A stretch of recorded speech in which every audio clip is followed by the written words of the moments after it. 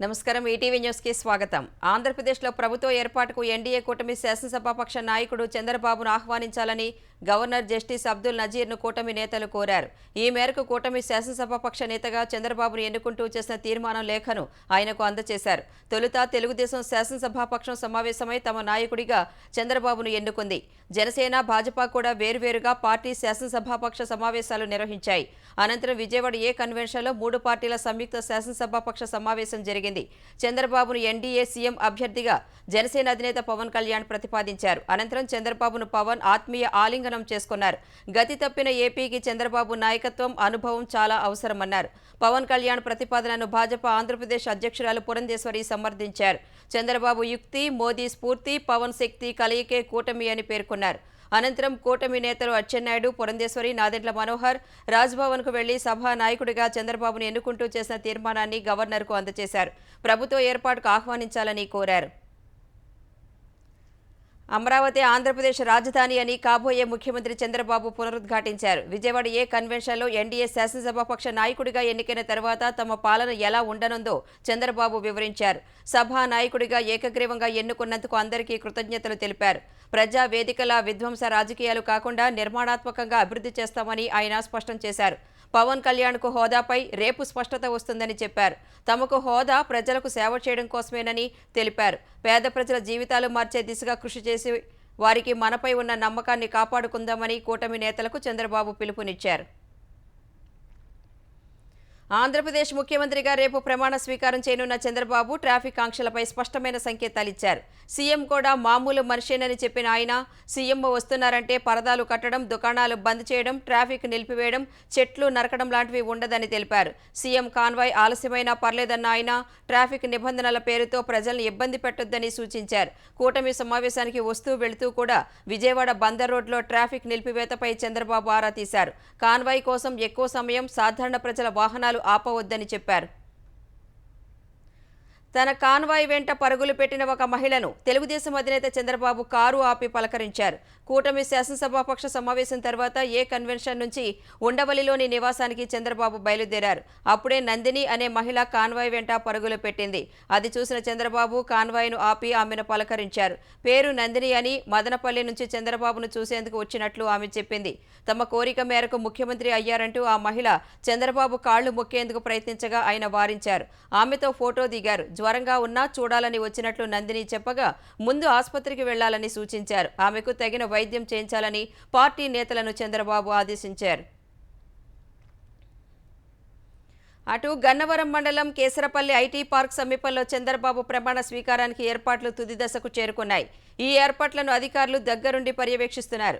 చంద్రబాబు ప్రమాణ స్వీకారానికి ప్రధాని నరేంద్ర మోదీ, కేంద్ర హోంమంత్రి అమిత్ షా, ఏపీ ప్రభుత్వ ప్రత్యేక అతిథిగా మెగాస్టార్ చిరంజీవి హాజరు కానుండగా అతిథులు, ప్రజలకు కల్పించాల్సిన మౌలిక వసతులపై అధికారులు చర్యలు చేపట్టారు.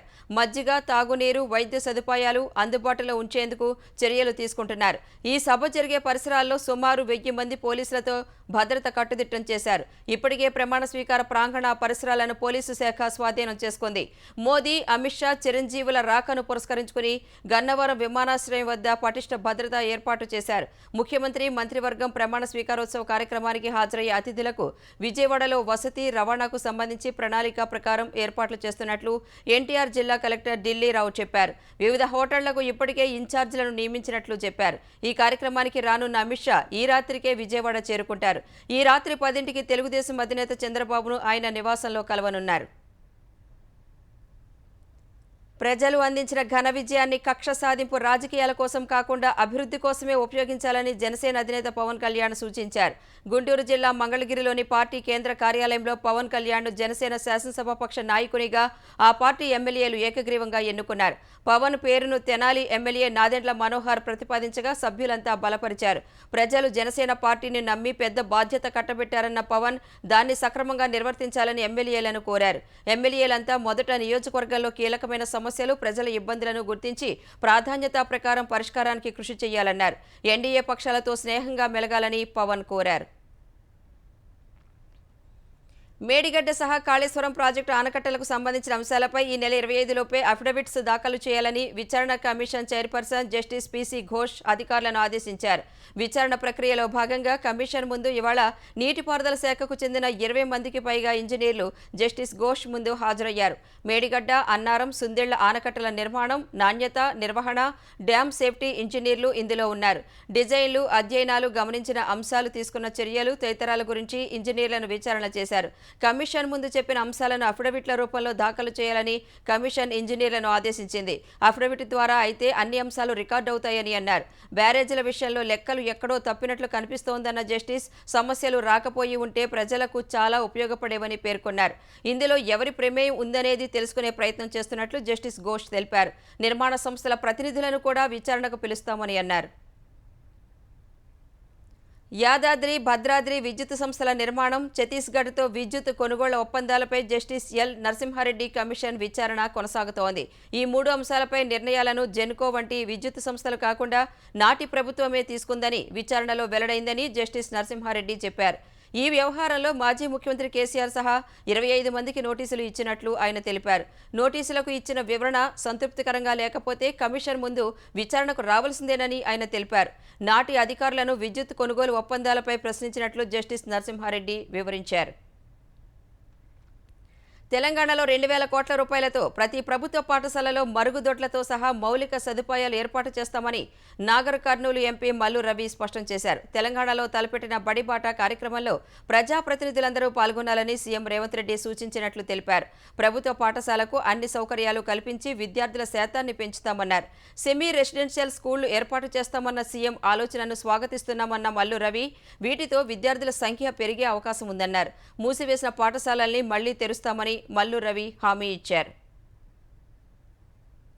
రామగుండం ఎన్టీపీసీ నుంచి ఫ్లై యాష్ రవాణాలో పెద్ద కుంభకోణం జరుగుతోందని భారాస ఎమ్మెల్యే పాడి కౌశిక్ రెడ్డి ఆరోపించారు. తాను స్వయంగా లారీలు పట్టుకుంటే 2 మాత్రమే సీజ్ చేసి మిగిలిన వాటిని వదిలిపెట్టారని చెప్పారు.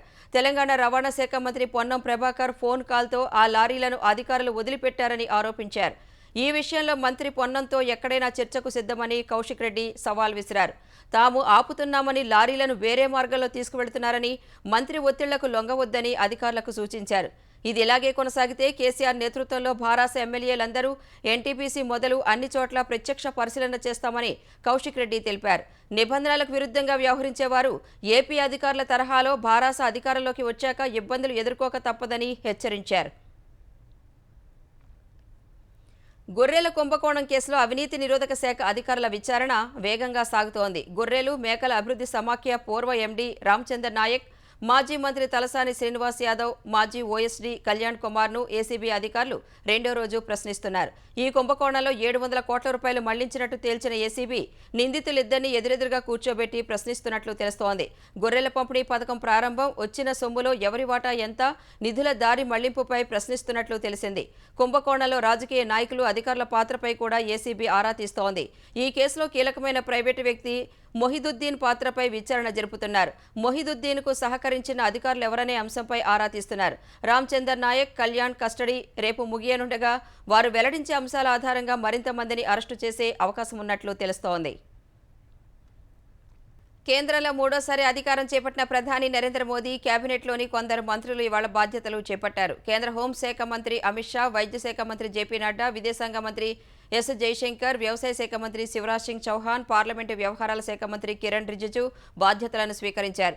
న్యాయశాఖ మంత్రి అర్జున్ రామ్ మేఘవాల్ సహా విద్యుత్ శాఖ మంత్రి మనోహర్ లాల్ ఖట్టర్, రైల్వే శాఖ మంత్రి అశ్విని వైష్ణవ్, ఫుడ్ ప్రాసెసింగ్ పరిశ్రమల మంత్రి చిరాగ్ పాస్వాన్, సమాచార శాఖ సహాయ మంత్రి ఎల్ మురుగన్, పర్యాటక శాఖ సహాయ మంత్రిగా నటుడు సురేష్ గోపి మరికొందరు బాధ్యతలు చేపట్టారు. కేంద్ర రహదారి, రవాణా, జాతీయ రహదారుల శాఖ మంత్రి నితిన్ గడ్కరీ, పౌర విమానయాన శాఖ మంత్రి కింజరాపు రామ్మోహన్ నాయుడు రేపు పదవి బాధ్యతలు చేపట్టనున్నారు. కేంద్రంలో 3వసారి ఎన్డీఏ సంకీర్ణ సర్కారు ఏర్పాటైన వేళ త్వరలో పార్లమెంటు ప్రత్యేక సమావేశాలు జరగనున్నాయి. కొత్తగా ఎన్నికైన ఎంపీలు ప్రమాణ స్వీకారం చేయడం సహా లోక్సభ స్పీకర్ను ఎన్నుకునేందుకు సమావేశాలు నిర్వహించనున్నారు. జూన్ 24 నుంచి జూలై 3 వరకు ఈ సమావేశాలు నిర్వహించనున్నట్లు తెలుస్తోంది. జూన్ 24, 25 తేదీలో ఎంపీల ప్రమాణ స్వీకారం, జూన్ 26న స్పీకర్ ఎన్నిక ఉండొచ్చని తెలుస్తోంది. ఈసారి స్పీకర్ పదవి ఎవరికి దక్కొచ్చనే అంశం ఆసక్తికరంగా మారింది. ప్రస్తుత ప్రభుత్వ ఏర్పాటులో కీలకమైన తెలుగుదేశం, జేడీయూ ఆ పదవిని ఆశించినట్లు వార్తలు విమర్శలు వచ్చాయి. రాజస్థాన్ కోటా నుంచి లోక్సభకు ఎన్నికైన ఓం బిర్లాకు మరోసారి అవకాశం ఇవ్వొచ్చన్న అంచనాలు ఉన్నాయి.